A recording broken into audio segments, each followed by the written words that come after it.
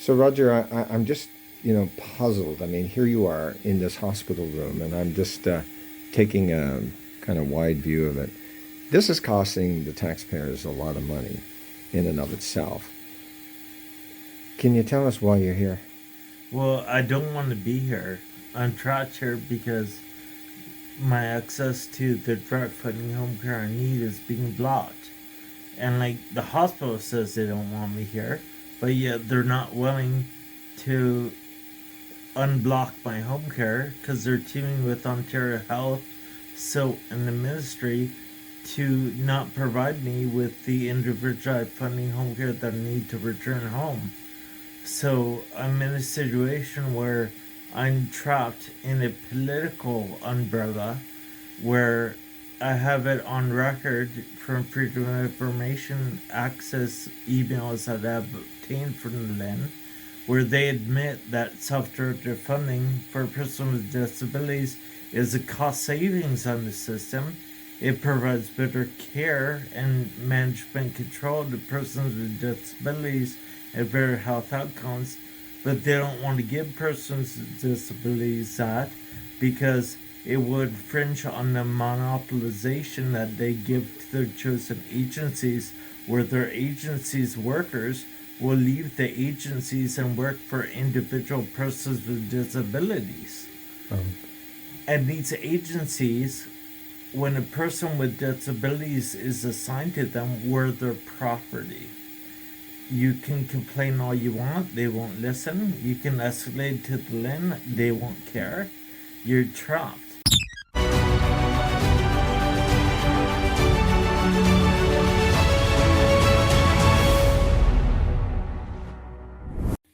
Hello, everyone, and welcome to Freedom Featured. I'm your host, Barry Bussey. With me today, I have Roger Foley, who has been in the hospital for 10 years. He wants to go home.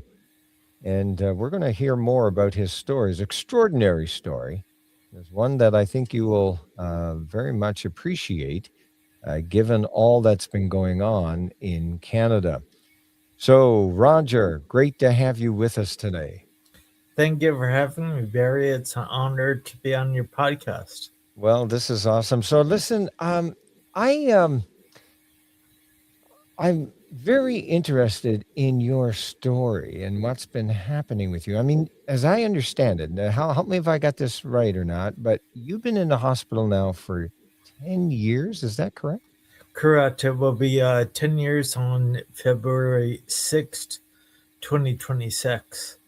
Now, okay. This is, and you want to go home, Yeah, but you're unable to go home right now because of some bureaucracy that's going on. And so we got to get into this and try to make sense of it. So, first of all, tell us a little bit about who Roger Foley is. who I am is I graduated from university. I have degrees in economics and history. I paid my dues in the economy after university, moving to different cities in Canada till I finally found my ultimate career path at the Royal Bank of Canada, where I was quickly promoted due to my skills and my work drive. Okay. So I was a national e-business manager, and I managed the e-commerce and the e-business, the graphics, the websites, coding. I took on projects like doing calculators online, and I won many awards of excellence and top performance awards. I really loved it at the bank, and unfortunately, my neurodegenerative disease and my disabilities deteriorated a lot faster than I ever thought they would, and I was checked out by a lot of doctors. I had MRIs, and pretty soon I was placed on long-term disability, and it really broke my heart, and like still to this day I wish that I could find some way back, but I've had to face the facts that I do have neurodegenerative disease with no cure, and I do have severe disabilities, and I have to find a way to live with them. And In the beginning, when you slowly start to lose your abilities and then you can become completely disabled, it's hard to accept at first, and it's hard to find your own way. But like I have this saying, limitless with limitations, and it's something I found within myself that everyone can be limitless with no matter what limitations they have to deal with. You may have to achieve things in an alternate way than you would if you were healthier, but you can still achieve them, and there's still a life worth living. And so it took me a while to find that out in myself. So I started to learn how to live with my disabilities and strive for my goals, and be realistic as well and what I could still achieve and what I couldn't, and what I still could achieve but in an alternate way. Of course, that takes a lot of accommodation and patience. So just when I began to find my way of life again with my disabilities, I was thrown into the Ontario healthcare system and the horrible home and community care scene. And just the home care was more than inadequate, to say the least. Okay, Um, so in what way? What way was it inadequate? What happened? well, when you're a person with severe disabilities, you're assigned to a monopolized home care provider. So the provincial government and the health authorities, so it used to be called the LINs, now they're Ontario Health. So they have their own chosen agencies. So in London, for instance, there's four agencies that have monopolies over certain health populations. The non-severe short-term disability um, populations, Pyramid and St. Elizabeth has a monopoly on those. Then you get into more severe and complex needs, and uh, VON has monopoly over that health population. Then the complex needs and very severe persons with disabilities, uh, Cheshire has the monopoly on that. And you have no choice to choose an agency of your own choice. You have no choice to choose who comes into your home to provide your care. You have no choice over the consistency, nothing. And what happens is you become property of these agencies, and they take liberties in their exclusivity and their monopoly control. So they'll send in five different workers a day to your bookings. Some of them you don't know or you haven't seen in weeks or months. They don't really know your health and disabilities. Some of them couldn't even pronounce my disease, spinocerebellar ataxia type 13, much less know anything about it. A lot of them don't know your home. A lot of them are just there, frankly, for the paycheck, and they're rushing through the booking to get it done earlier so they can have more time off. Um, so a lot of incidents would happen to me, like they would be rushing with the horror lift, treating the horror lift like a shopping cart in Best Buy on Boxing Day, rushing around and bashing me into walls, not even apologizing. um, it would take a long time to even explain to them my health and my needs. And then what little time we would have left, it would be just picking things to survive and not like be human in any way. I would get hurt on range of motion exercises. I would get food poisoning because workers, they'd treat food prep like uh, very careless, where they would end up getting food splashed all over my walls and ceiling from blending them carelessly. Uh, it was just a horror show. And no matter how many times I would complain and escalate those complaints, the bureaucracy administration, they would just give me a line and they wouldn't do anything about it. You even complain to the health authority, they don't care. And again, you have no choice to choose whatsoever. So it got so bad where I became very suicidal, and there was no way out of this mess that I was thrown into. It's not like I could call up the Southwest Sun and say, please let me choose an agency of my own choice. How about Helping Hands Plus? How about uh, Home Care by Angels or some other agency? And it would be a hard no. I became very suicidal and I had a plan. And I don't know if you want me to talk about the plan I had, but my community social worker was very, very good, and she was trying to improve the home care that I had. Mm-hmm. She found out about my plan, and she called my family doctor, and it was agreed that I would go into the mental health emergency where I became an inpatient. And in the hospital, uh, my physician at the time and my social worker at the time really tried to work things out with the agency, and he thought they did. And I was discharged, and about a month and a half later, I ended back in because the home care fell apart again. And I've been here ever since. So when you say the home care fell apart, what happened? Late workers, untrained workers, same thing with like the carelessness, uh, like really bizarre things would happen with these agencies and workers. Like they would fall asleep in my home on the job while I'm bathing. They would take urinals and pour it down the shower drain instead of the toilet. They wouldn't use gloves on things like handling urine and handling food. It was very unprofessional to say the least and reckless. Wow. So Wow. And so what was it that caused you then to go back into the hospital? Like what was there a specific incident or?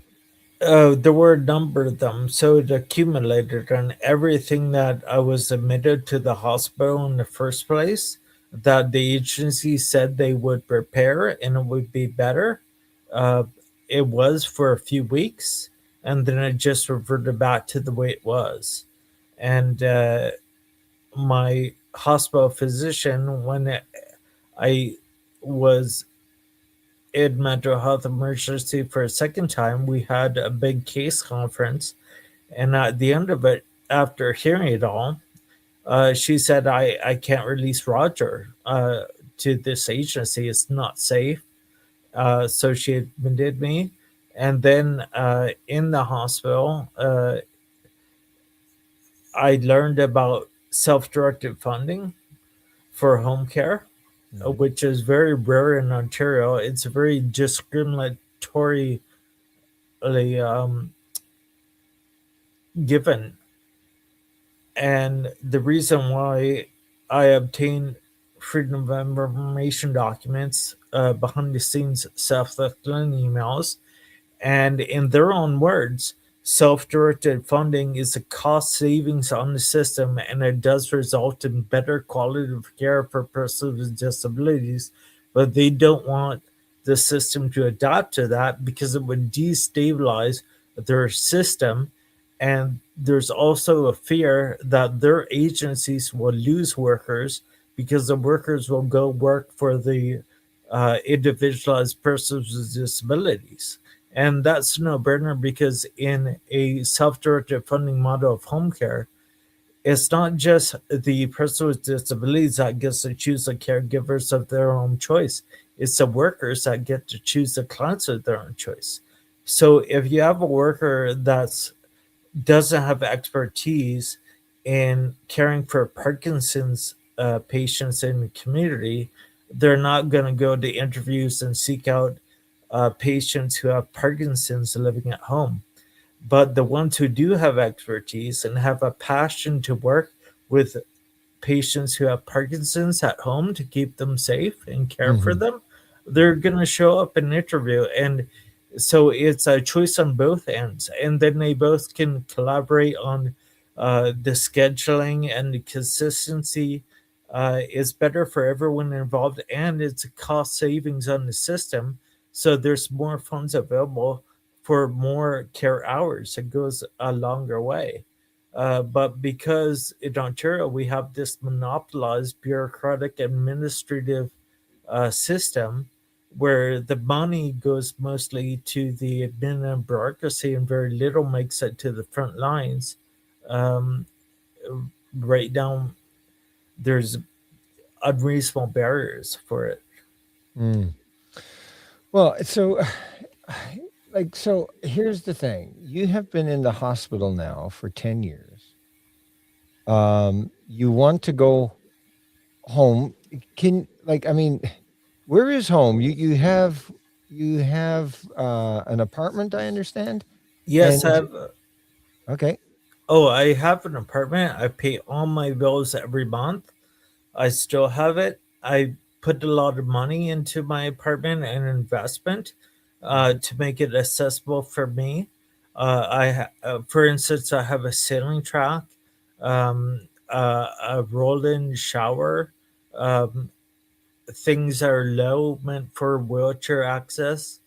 Um, I spent and invested a lot in my home, and um, I just the one thing I never had was a home care, no matter how much I advocated for it.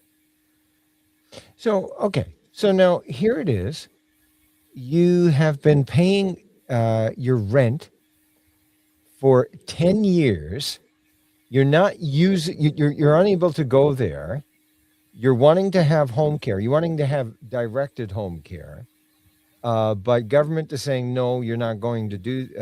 We're not going to do that. You have to take it through the agencies, and that they choose. And the dispute is that you are wanting to choose who it is that comes into your house because of all the various reasons that you just stated to us. Definitely, and it's actually a basic charter right under 2D of the charter, freedom of association.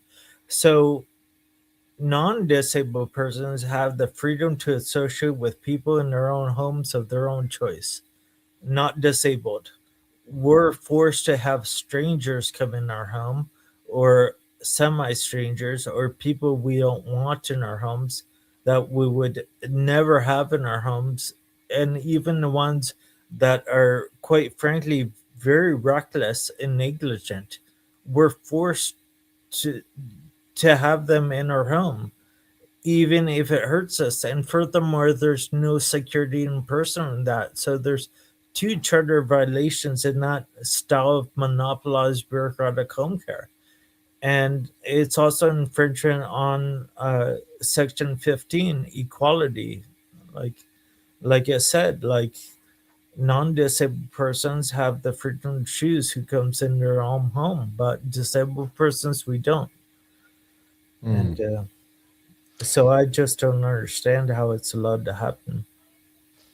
Yeah, um, and of course, this has now become a matter of a lawsuit. We won't get into that, but necessarily because it's a situation where um, you find yourself having no other option but to be involved in a lawsuit.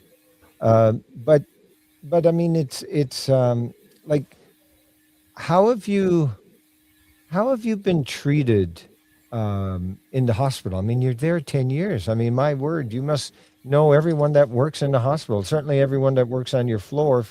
And perhaps you've gone through a number of physicians, have you not? Or have you had the same physician over those 10 years? I've had about three physicians that have been my most responsible physicians. I've been in probably about, I don't know, more than maybe about a dozen different units, many different rooms. I've been treated like an object, like a nuisance, told my life has no value, offered and pressured to have medical assistance dying so flippantly too, where it would just be conversation, someone asking me, "Oh, how are you doing? Are you thinking about any self harm? Are you suicidal? Thinking about ending your life?" And I'm honest because I think they want to help. So I'm honest that yeah, I'm suicidal. I've thoughts of ending my life, but it'd be fine if I had self-directed funding. And then they just whip out, oh, but if you don't get it, you can just apply for an assisted. You know what I mean? Or like we just came by to see if you were interested in assisted dying. And I mean, all they see is like just some way to get rid of me instead of giving me the home care I need. It's like their system is so valuable to them that they're willing to sacrifice the lives and well being of the most vulnerable in our country. Um, Now, this is, obviously very, how will I say, I'm not sure what words could be used, but I mean, it's very troubling as a minimum. And that's downplaying it, I think, because it seems you have not asked for it, but they're asking. Has it been like more than once? I mean, you've been there for 10 years, but is this like an ongoing thing where they ask you for it was funding? at the beginning of my hospital stay. The first time they presented it to me, I was in distress, Mm. and so they got me with it. Like food was very hard to come by. One of their taxes is to create barriers for needs of patients, like cut off food access. And so the first time, Hold on, yeah, hold on. What do you mean they cut off food access? Like literally, they don't feed you? yeah, they're like at the beginning it was like, oh, you have too many allergies. Oh, we lost your tray. Oh, um, you can only eat at these times, and if your body doesn't go into it, then you miss your trays. And um, so like it was about it was 2016 in November, and they were doing these things with limited food access on me, and some mix up happened with my tray, and I didn't have anything to eat, and I hadn't had a lot to eat at all, like all that week. And so I escalated up to a coordinator, and you get berated often in the hospital. Like they pick on you, they insult your disabilities, they make rumors about you. Um, Like what kind of rumors? well, like they say you can do certain things when you can't, and if you can't do things, like for instance, at one time, uh, a nurse was trying to um, see if I could hold small, tiny, low sublingual pills, which I can't. And because I couldn't, and my hands couldn't function that way, she just said, "Oh, this is stupid," Hmm. and like I've been called ridiculous. A whole number of derogatory terms just because I'm not able to do things, and like uh, and things they just like pick at things you say, like for instance when I was being starved, which I'm like right now I'm 8 months of being involuntary starved right now because they took away my learning accomplishments from my eyes. But it's like if you even say something uh like like I heard an orderly in the hallway who was appalled with how the unit was treating patients, and he said, w- what if the nurses put in their perspective? What if in that hospital bed was uh, one of their parents or their friends or one of their children? Like, Mm, could be an adult children. mhm. So, like, hearing that and the orderly say that, I just repeated it. And then they were like, oh, you mentioned children. And they started making this whole thing and then uh, telling me I'm inappropriate when all I'm saying is a reflective comment for thought. But they do that so they can gaslight the wrongs that are being done to you, so they can say, "Oh, we're doing nothing wrong." There's a lot of psychological coercion as well.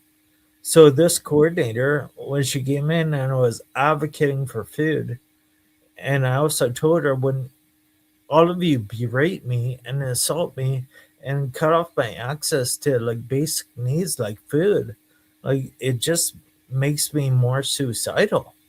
And she just stared at me with a cold stare and said, well, the hospital has a program that can help you with that if you wanted to end your life.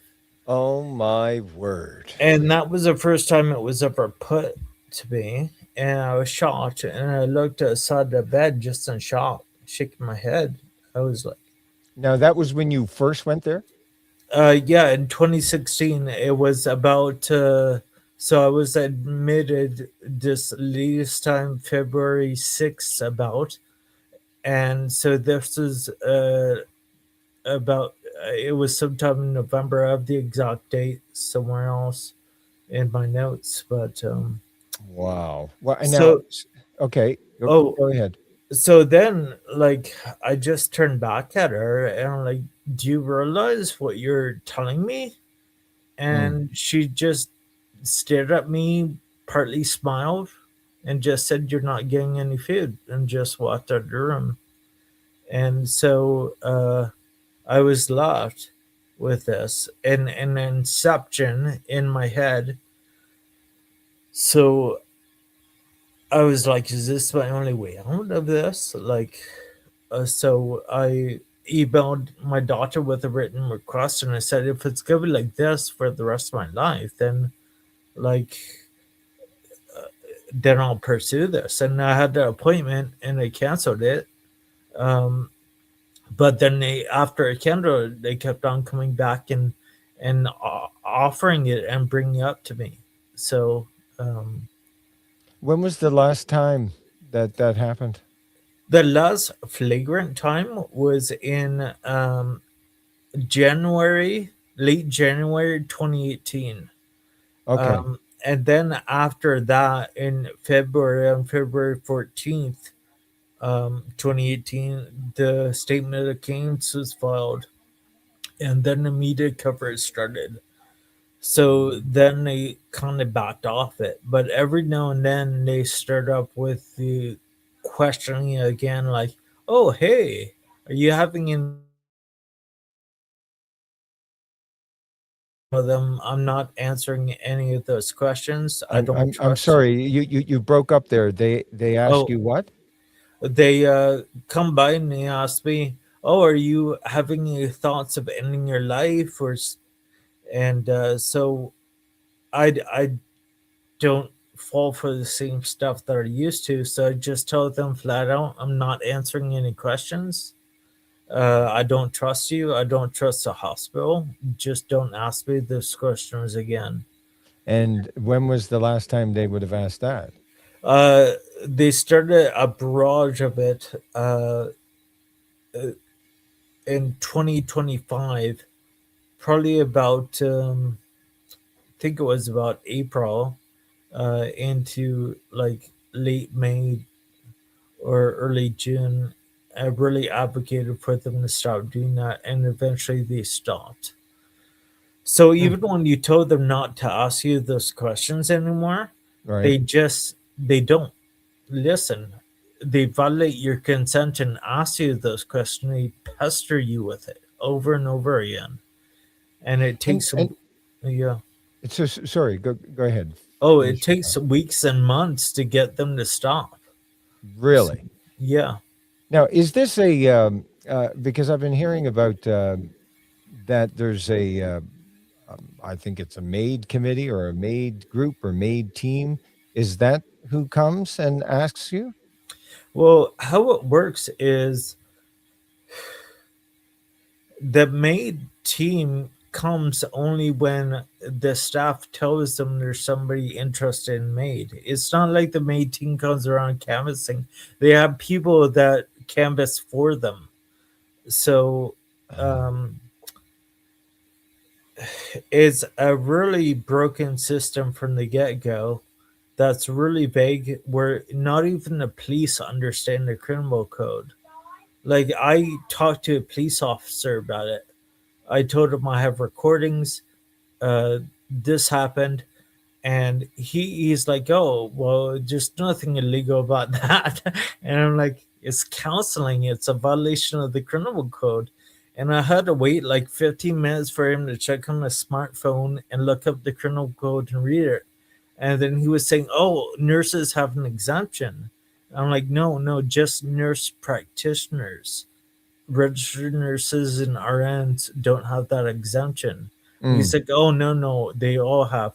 So the police are of the understanding, the misunderstanding that all nurses have an exemption. So they all can just suggest and resuggest and canvass. And the whole time it violates the criminal code. But I don't know if it's the federal government's fault for not educating the law enforcement. I don't know if it's the individual police officers who aren't keeping up or are lost in the complexity of it. But it's a mess, and you hear headlines all the time. This social worker offered me to this patient, gets off scot free. This person offers maid, nothing happens. mm, It's similar to the elder abuse enforcement. Like there's an abundant amount of elder abuse that happens in this country, but the police, they never act on it. It could be the most egregious violations in elder abuse, and nothing is done. mm, So mm.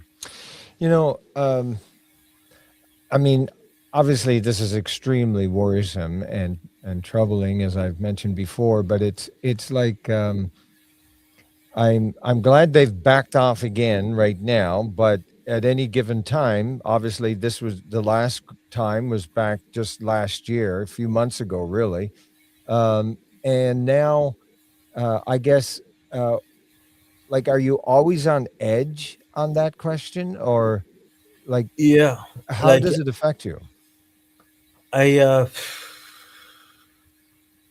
I'm always very scared about what they're going to do to me because they always do something underhanded, be it cutting off my access to mechanical lifts so I'm able to swallow.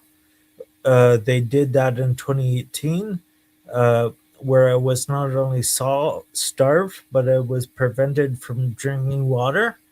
And eventually, 4 or 5 days into it, I was in severe acidosis, put on an IV.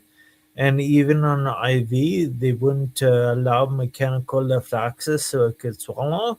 Then finally, they did, and I was able to eat and drink and take my meds again. Um, Other things are like they would move me into rooms where they knew the environment was hostile to my disabilities. For instance, my neurodegenerative disease, heat and warmth intolerant, so I need a cold room because my body can't regulate temperature. But they would put me in wood rooms with high heat, high light, high noise because my ears can't tolerate high noise. I have tinnitus and a very sensitive hearing. Everything in my body is compromised, and they know it. Um, like for instance, right now they took away the lighting accommodations from my eyes in early May of 2025. Uh, I My eyes can't tolerate the blue spectrum of wavelength lighting that comes from halogen and fluorescent lightings. I can only tolerate my eyes the amber red spectrum of lighting. Amber lighting is kind of like a gold, yellowish kind of lighting. Mm-hmm. So I had those accommodations for years, and then all of a sudden they take it away, and it prevents me. Like I have to wear these really heavy makeshift ski goggles with three visors taped together because there's nothing commercially made. I'm getting contact dermatitis from them. Uh, I have a malformed cervical spine from birth with fused vertebrae and degenerative disc disease where I can't tolerate the weight of it. Uh, but they don't Can you care. just show the audience your goggles you use when they turn on Oh, the fluorescent sure. light? I have them right here. So, as you can see, they're huge. Three wires taped together. Here's the tape, a band, and so I have to strap this over my head every time, and I can only tolerate this stay setting up in it for about 10 to 20 minutes at a time. So I've limited access to water. I can't do a full food and med routine. And the goggles, like, they're also so thick, I don't have functional vision to them. They block the blue wavelength lighting, but with it they take away my my functional vision where I can't read text because everything is darkened to block the blue wavelength light. So I can't even see what medications they would be giving to me, and I'm not comfortable with that because they've given me the wrong meds before, and my meds have to be crushed and I have to inspect it to make sure I'm not gonna choke, and I can't do that with these goggles. So they know what they're doing to me, and they don't want to accommodate anymore. So You know, so is it your sense like right now, do you sense an increased uncomfortableness with the staff, or you're finding, I mean, surely there are staff there who are concerned about what what's happening to you. I mean, is there a um there are really good staff, but they can't do anything because they're ordered to do these things to me, and it like some staff like the fluorescent lighting hurts their eyes, and and some staff like they have no problem with the amber lighting, never did. But if they help me in it, then their managers chew them out, and they get in trouble. So so okay, so why, I mean, I had the great opportunity just yesterday to go and visit you, and I saw that, you know, the amber light is there now, and so they have accommodated you now.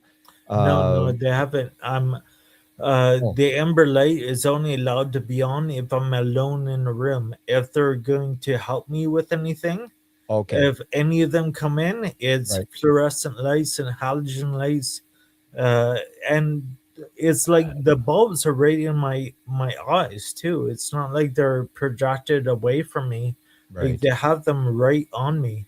So For what reason? Why is it they do that?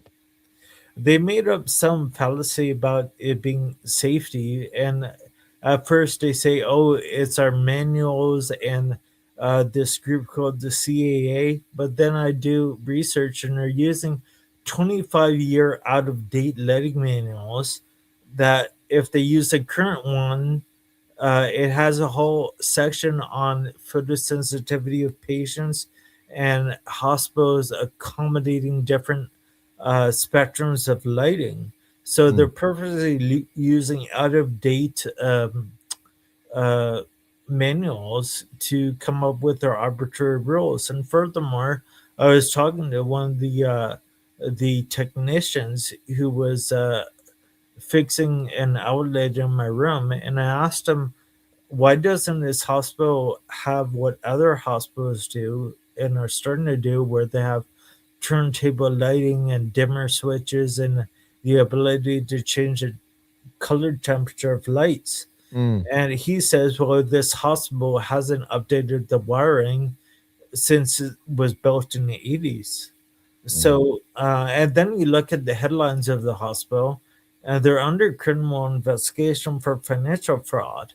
And the financial fraud mainly came from facilities management over the last decade, something like $60 million in financial fraud.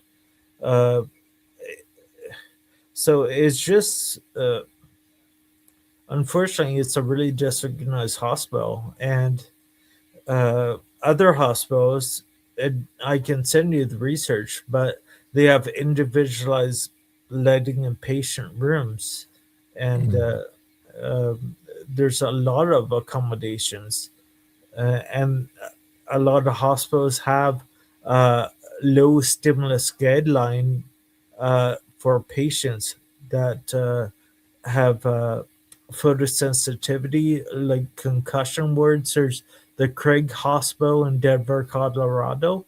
They have mhm, a low stimulus needs patient guide, where it's blackout curtains, softer lighting, different tones of lighting. mhm. But I, it seems everything in Canada, from the home care system to the hospital care system, they keep archaic. Mm. And yeah, Yeah, it's obviously there's an awful lot to learn, and it's an awful lot to be mindful. I just find this campaign of like here it is, you're 10 years uh, hospitalized when you want to be home. correct.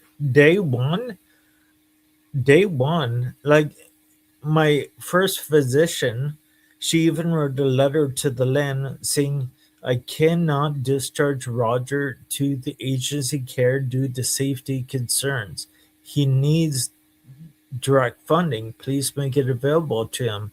Hmm. And the LEN just ignored that. And right now, I'm in contact, or at least trying to be in contact with Sylvia Jones, because I was made aware there's this new program that the ministry made available, started in November 2025. It's called High Intensity Supports at Home. Mm. Acronym is HISH. And there's a CTV news story about a man in the Renfrew Victoria Hospital. He's been there for 16 years because no access to community home care for him. He got approved for HISH, and now there's plans. Him and his family are planning in later in 2026 to transition him to the community. Okay, But so this person you're saying was in hospital for 16 years? yeah, 16. I've been in 10, and Oh, reporters keep on telling me, "Oh, do you realize you're the longest patient tenure in our country?" And I'm like, "Well, I don't know that. I seem to think there's people longer." And wow. then a CTV news story comes out. This man in there 16 years, Wow. Renfrew Victoria Hospital. CTV News. It's a recent news story, um, but this program history only do it through agencies. So now Mm, I'm emailing Sylvia Jones and Ontario Health, and I'm asking them, could you make the delivery through individualized funding, like so that I can return home too. I mm, mean, this fellow, 16 years. I'm so happy for him and his family that he gets to go back to the community. mhm, But at the same time, what about everyone else? Like, there should be some equality and some accommodation of the delivery. It's like I'm bringing the funding. It's not like I don't qualify for the hours. I just need the hours delivered in an alternate way. mm, And it's like I've been trying this for 10 years, and they just been punitively saying no. mm. because of the issue of the monopoly or the way in which they administer it. And what you're saying, what the people who are watching this need to take away from this, that your particular concern is given your disability, you need to ensure that you have people there that you can trust because you are so vulnerable.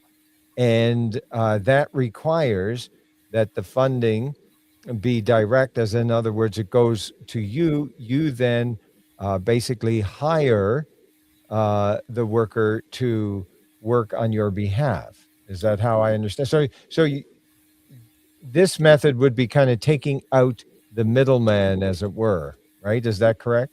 Yes, it's a cost savings in a number of aspects. One, it's a cost savings frontline aspect. Like the Lynn put in her email, it's a 20% cost savings per care hour on the front line because you're taking away that admin aspect of it. Right. Then in the bureaucratic aspect, it goes through less hands. So there was an Auditor General report. The one I'm citing was from, I think, 2016, Mm-hmm. and it showed that uh, about 40% of the home and community care funding that's given is eaten up by bureaucracy and administration. So only 60% of the funding, and this was in 2016, but nothing has changed. It's like Doug Ford got in, he said, okay, we're going to get rid of the lens and we're going to make Ontario Health. All he did was just create Ontario Health and rehire everyone from the LEN. And the same agencies have monopolies, the same system, same troubles, and there's still an AFC bed crisis. Mm. It's like they always want to change the paint on something, but they never want to fix the engine. I have to shake my head. Like, I mean, I'm starting to understand, and obviously, um, yeah, I'm involved, obviously, in your case in a big way. But the thing is that I can't help but try to there's no way of making sense of this, right? I mean, there's no way of making sense that you're there for 10 years, you want to be home, yeah, you're paying out a rent for 10 years at your apartment, And and legal fees, sorry, on and top of that. yes, yes, and so I mean, the reality is here is that it seems to me, and I would say it'll probably, and it means, I'm sure for many people who followed your story, would be like, come on, guys, why don't you just bring Roger home? Let him go home. I just don't. Honestly, it's hard to understand. I mean, I guess, as you've pointed out, there is this political aspect of it. There's this financial aspect of it, of issues of control, issues of funding, and all the rest. But yet, the funding is there for you, but they're not willing to let go of the control. That seems to be where we're at. Correct. And the reason why they don't want to let go of control is because they pillage the funding on the way. So they have a conflict of interest. Um, uh, but also to put things in perspective, like when the courts ruled to change the criminal code for euthanasia in this country, when Parliament was like well expanded, they always said, "Oh well, look, in other countries like Belgium or Netherlands or areas of the states, Mm. is euthanasia is legalized there." And oh, in Belgium, knows the Supreme Court, when they were given fresh evidence about the abuses happening in Belgium, you can look in the decision. I could email you the Oh, paragraph. They said, I've read it many times. "Yeah, I know what you're the going to say. Go ahead, say it. Supreme Court said, "Oh, the abuses happening in Belgium right now will never happen in Canada. We Mm. have a different system. Oh, I tell you. Um, Yeah. and it is like, but they say all these different countries that have euthanasia as an excuse to legalize it here, but yet when self-directed funding is a human right to have in the UK, in France, in Australia, in New Zealand, in Ireland, in the Nordic countries, and even the Netherlands has self-directed funding. It's called Putin beat your budget. I probably butchered my. I don't speak Dutch, but it translates into personalized budgets, Yeah. and all these other countries, even the United States, uh, when the American with Disability Act was ratified in 1990 by George H.W. Bush, there were there was already a type of self-directed funding for community care Right. through waivers, but after the ADA was ratified, there were a number of disability lawsuits, and one of them was the Olmsted lawsuit, and basically it was that persons with disabilities have a right not to be institutionalized in the states.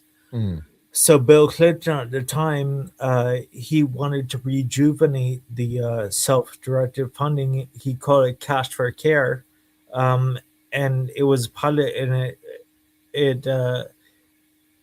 it slowly advanced to where now it's called consumer-directed care and individualized funding, and it's available in every state through Medicaid. Mm. Um, so even like Canadians, a lot of them love to knock the states and oh, their healthcare is so bad, their system is privatized. Well, it's not entirely privatized; it's two-tiered. It has that Medicaid, Medicare aspect, but Right. persons with disabilities have so much more rights and accommodations in the states, and just in the home care aspect, the consumer-directed care. You're allowed to hire family members to be your caregivers there. Mm. So, like, to everyone knocking the states, I say, well, look at their home care structure. It's Mm. way more advanced and accommodative than us. And one more point is the UK made self-directed funding a right to have for persons with disabilities in the country in 2014, and it was based on the House of Lords examining the UK's obligations under the Convention of the Rights for Persons with Disabilities. Right. Wow. Canada has ratified that. So if the Hmm. UK deems self-directed funding and independent living as a right to have for persons with disabilities, Mhm. Canada should too, because the proof is there that in that ratified treaty, it should be. You know, your case is very compelling. Your case is extremely important, and we should just, I guess, can let the audience know that there is indeed a case. It's caught up in procedural matters right now, in which you're engaged, trying to get justice for your particular situation, and I'm involved in helping you in this. And we'll have more information on that as things transpire. We've got a hearing coming up in a couple of months. But the thing is that it seems that all of this could be resolved so quickly without having to worry about lawsuits, without worrying about um, just this situation where you're in the hospital for 10 years. You simply want to go home. You've got an apartment, everything's all lined up, and you're wanting to have direct funding. um, I can't help, and I'm sure the audience can understand why this is so egregious and why this is so um, just it's just wrong in so many ways. and um, like it's truly. I'll have to admit that until I got to know you and got to hear your story and all the rest of it, I never ever heard of someone being in a hospital for 10 years. And now, obviously, there's other cases, as you shared, of someone in the hospital for 16 years. I don't know. I guess maybe I'm just, yeah, I mean, I'm not into the medical profession, so I don't really know on those kinds of things. So, but that's tremendous. Listen, well, tremendous. It's sickening in the sense. What I'm saying, it's just like it's it is a the result of what has been going on is simply wrong, and it needs to be corrected, and it needs to be corrected for you, so that justice can come for you, so that you're able to go back to your apartment that you've been paying for 10 years. I have noticed something else about you, Roger, and that is the fact that, number one, you're actually a pleasant person. You are a very positive person. Many times when I've been speaking with you, you're very positive. Tell me, where does that positiveness come from? It's really ingrained in my soul and being, and I think it goes back to me as a kid being raised by my dad, because my dad was a very kind, positive, um, charismatic, caring man. He was also a former World War II frontline war veteran. He fought on the front lines for 9 months with the South Succession Regiment, and I'm talking the front. I'm talking behind enemy lines in Germany, on the beaches of Normandy, Dieppe. He was a paratrooper, a regimental signaler, an infantryman. Mm, Um, he lived through the worst that you could ever see humanity be. His fellow soldiers blown to bits in front of him. He lived through life and death. He almost died a number of times.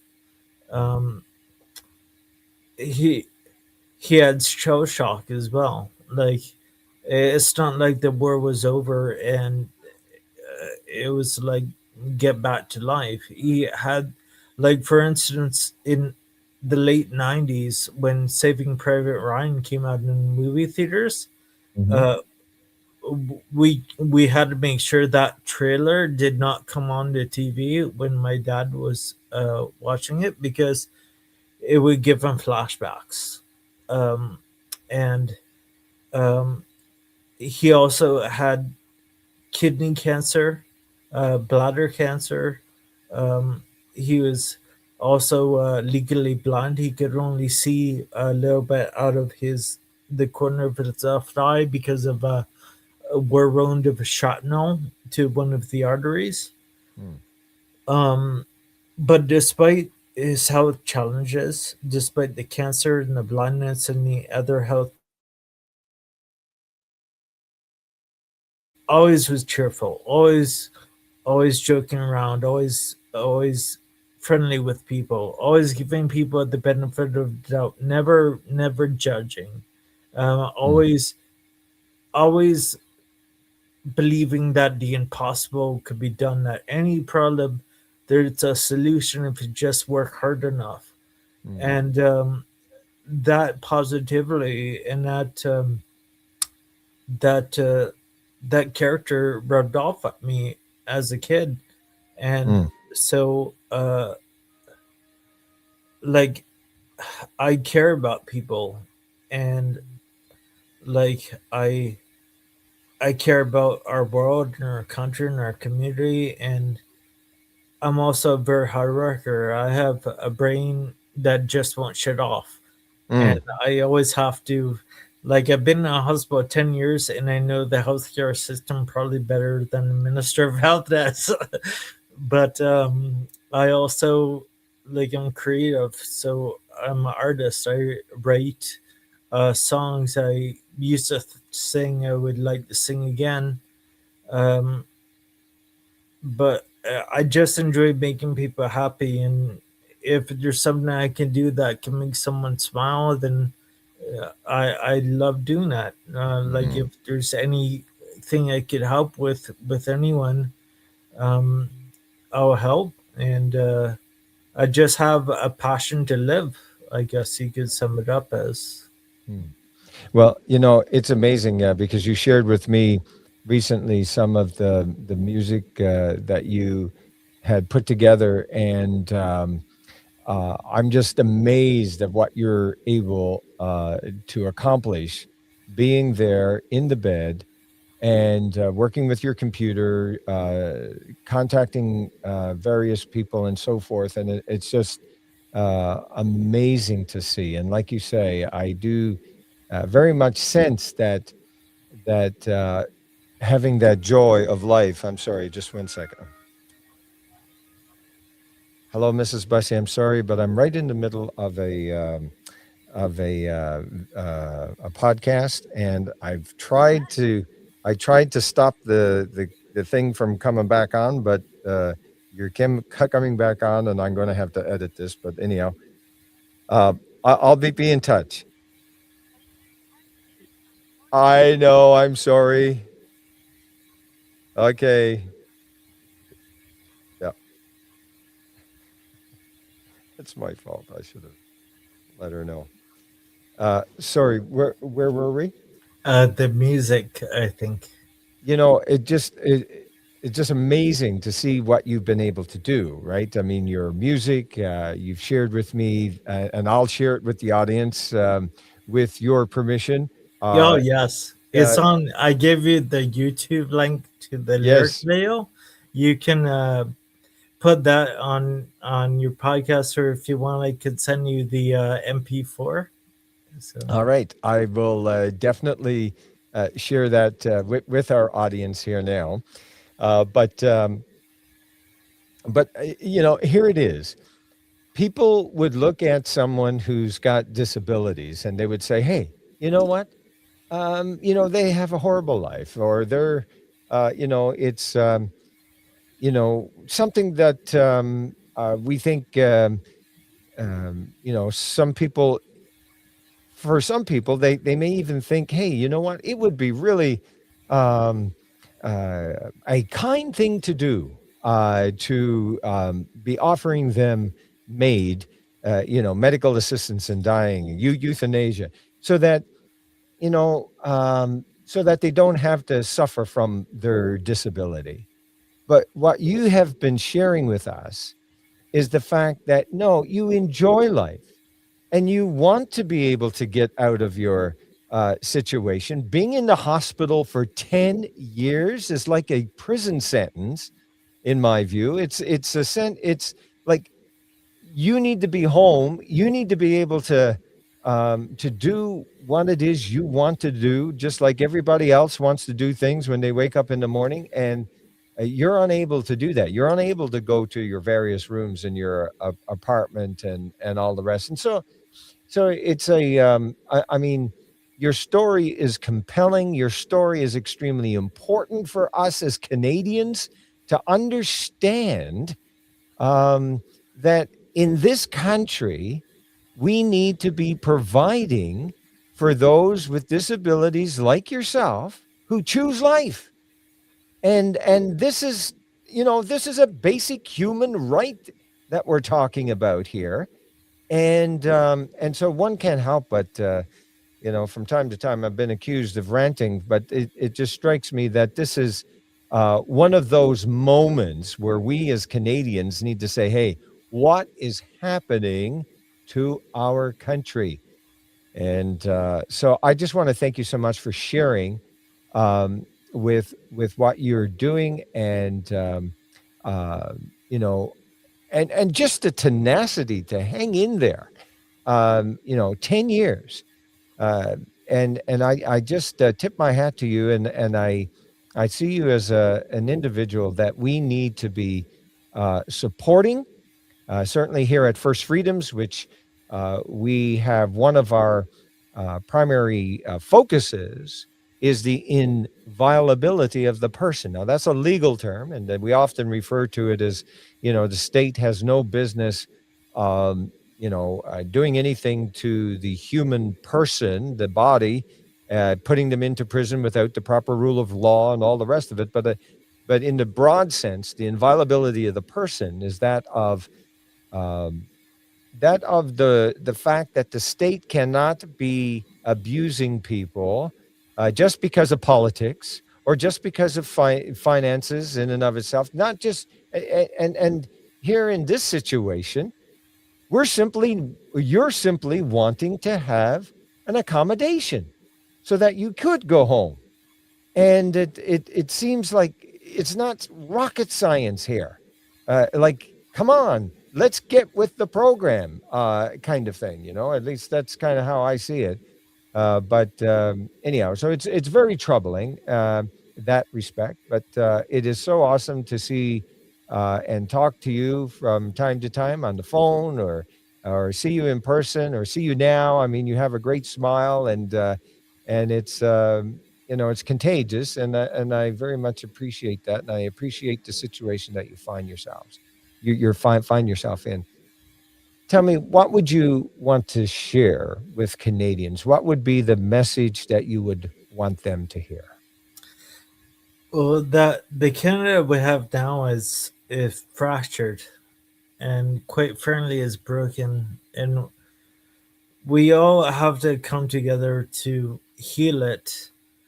Remember that we're all human beings in this country, and that we should be supporting each other and caring for each other, and also holding value in each other and ourselves as well.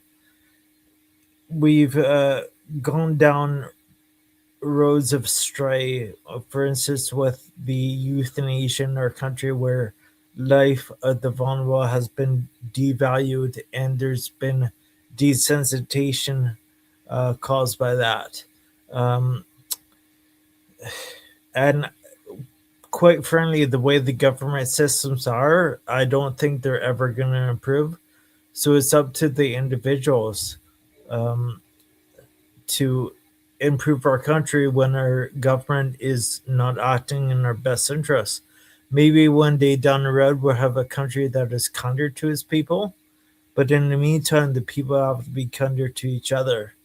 And the problems that we face, we just have to try to get along and solve them together. And most importantly is that no matter who it is in this country, you need to know that your life is worth something. You need to know that you're special. You need to know that you shouldn't give up on hope. You shouldn't give up on your dreams and goals. And just I'm hoping that I can survive my situation and I'm not giving up. So, if anything, through the fight that I'm doing, if it can inspire even just one person to win their fight, then that's worthwhile for me, even if I don't make it. Mm. So, which I hope I do. So, Yes, and I hope you do as well. And where people would be interested in knowing what you shared with me about what you're doing to try to help yourself to be able to get the funding. If the government is not going to give the funding, you've got plans of how you can raise the money, and so that you'll be able to be at home after 10 years to look after yourself. Tell us what you are doing.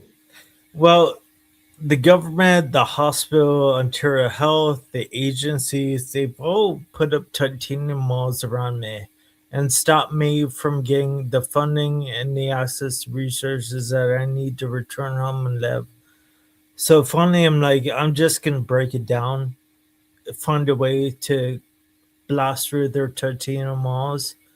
So I've been able to reconnect with the works in the intellectual property that I done in the past. For instance, I used to work in television entertainment as a host and entertainer. I briefly trained and did pro wrestling for a while. I was a comedian. I was TV host. Um, so many things in addition to singing. So the album that never got to fully release in 2013, um, I'm releasing now, and there's a non-profit that's helping me do it.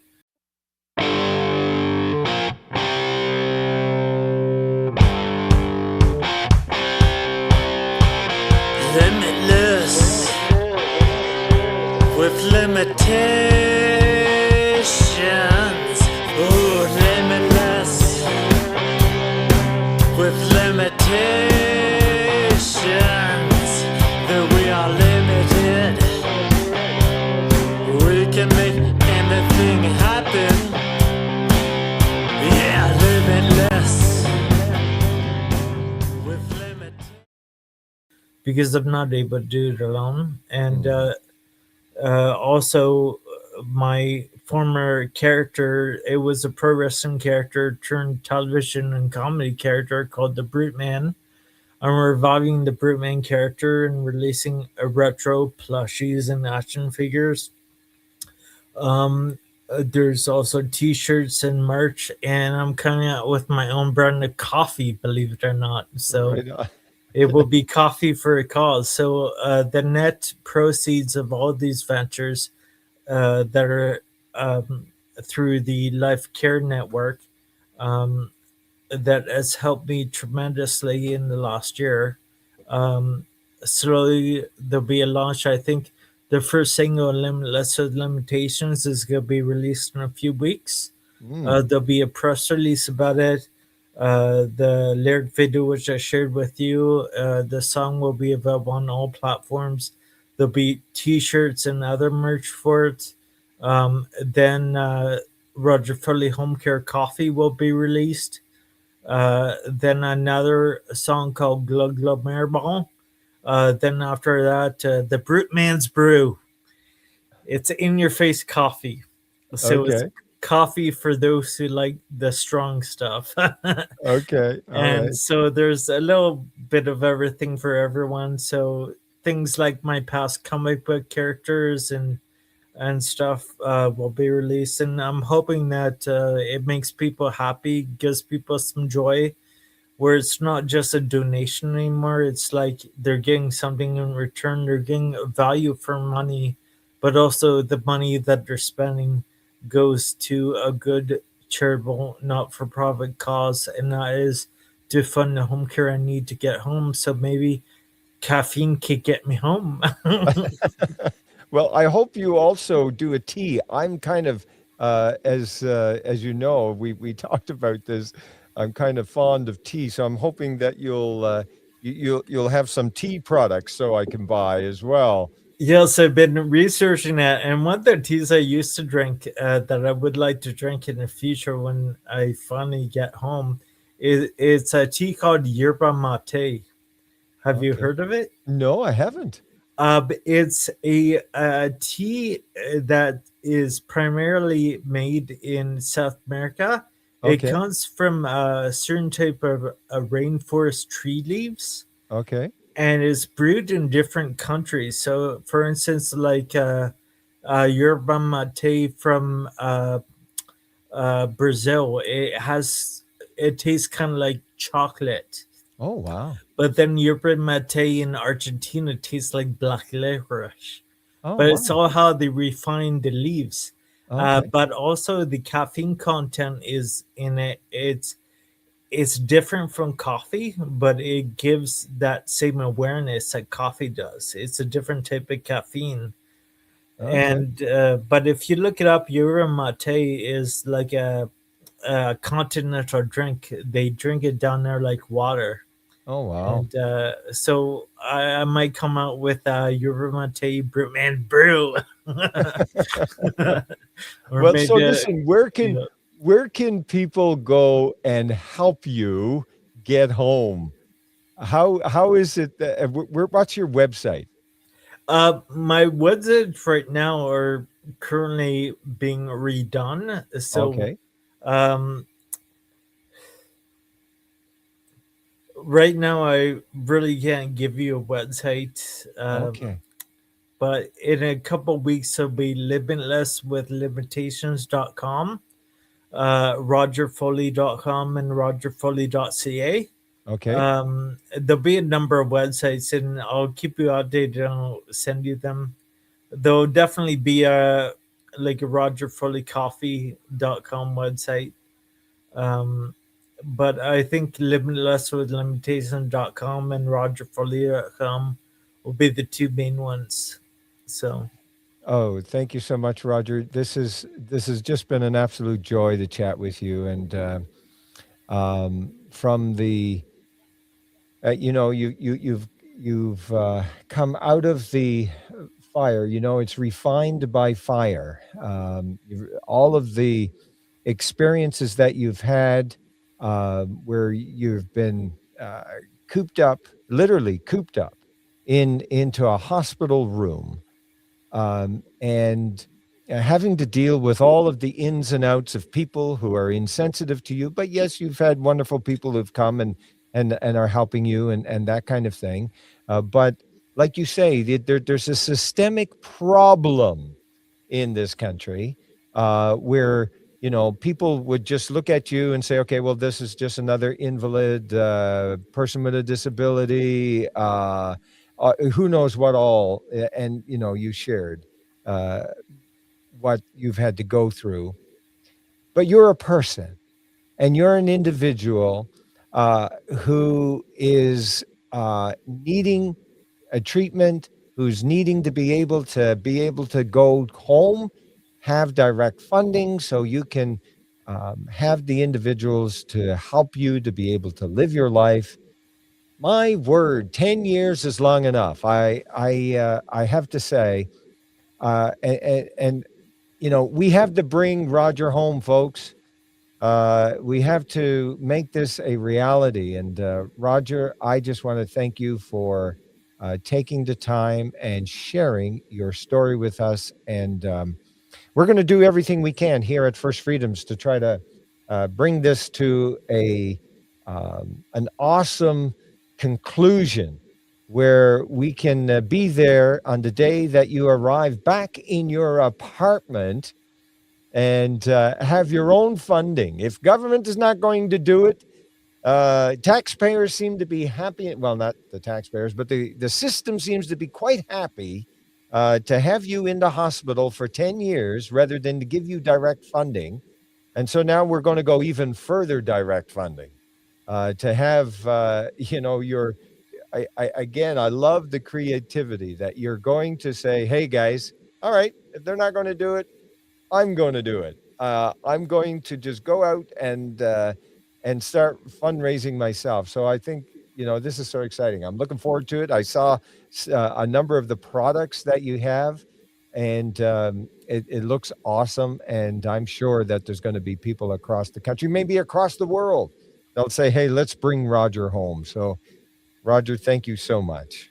well, thank you, Barry, and thank you for having me on your podcast. And I really appreciate you.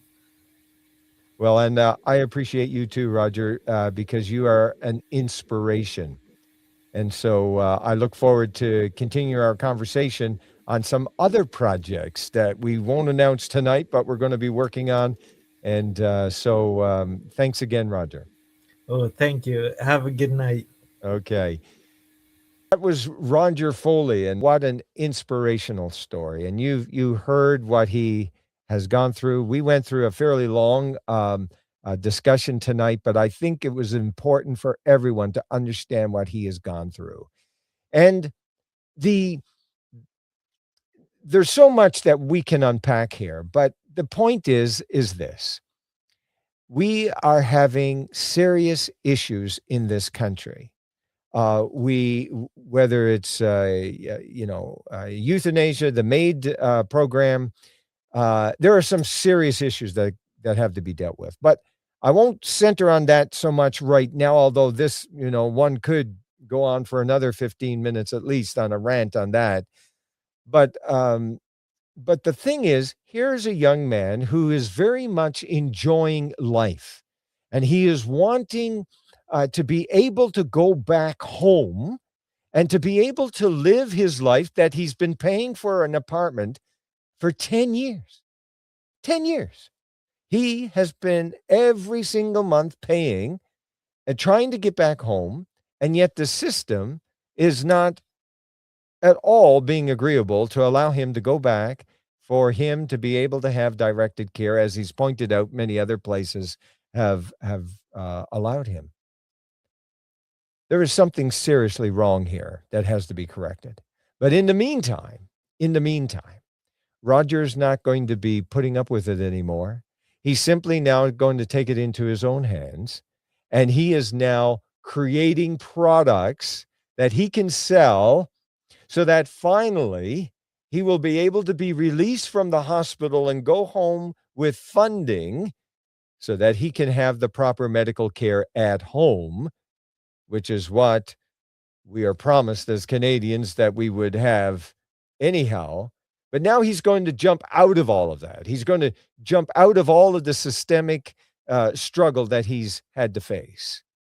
And so I encourage you to take the time and make sure you look him up, Roger Foley, and it'll be rogerfoley.com, rogerfoley.ca, and there will be some others that will come, and we will release it as it becomes available. But I think there's something that you and I can do to help Roger.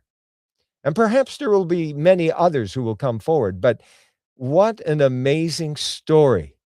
An amazing story that brings to life in real time the principle of the inviolability of the person.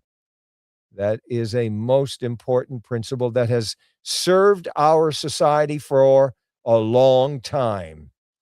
And I think it's time we get back to it. What do you say? So thank you so much for taking the time to be with us today, and bring Roger home. And until next time, I'm Barry.